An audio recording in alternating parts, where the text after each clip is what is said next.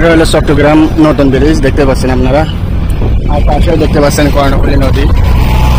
অপেক্ষমান আছে কত হাজার হাজার লঞ্চ স্টিমার, যতক্ষণে তারা ভাড়া হবে, ভাড়া নিয়ে তারা চলে যাবে সেই স্থানে। হাজার হাজার লঞ্চ স্টিমার।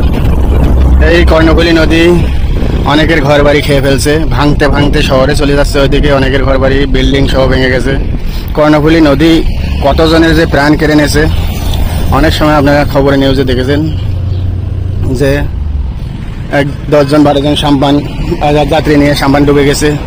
এগুলো ওই দেখুন দেখুন এভাবে যায় এরা।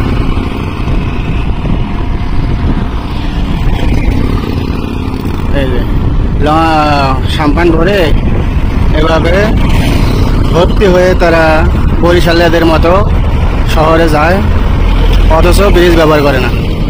তখন হয় কি, এই যদি কর্ণফুলী নদীর জোয়ার থাকে, জোয়ারের ধাক্কায় অনেক সময় যাত্রী সহ একবারে ডুবে যায়।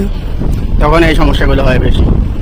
মানুষ যে কেন বোঝে না, ওগুলো আসতেছে ওই বাকুলিয়া পল্লী বিদ্যুৎ থেকে সরাসরি কর্ণফুলী নদীর ওপর দিয়ে চলে যাচ্ছে তারা শহরে।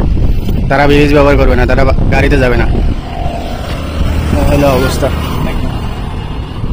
2006 সাল নাগাদ কিন্তু বিএনপি চেয়ারপারসন বেগম খালেদা জিয়া এই ব্রিজটি করে।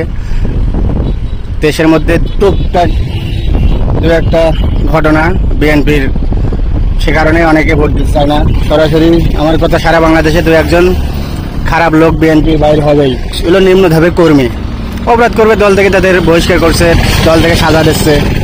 অবশ্যই আপনারা বিএনপিতে ভোট দেবেন।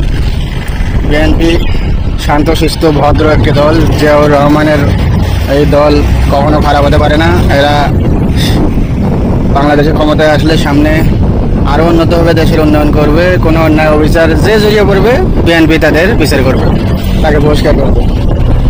সকলে ভালো থাকবেন। আসসালামু আলাইকুম রহমতুল্লাহি ওয়া বারাকাতুহু।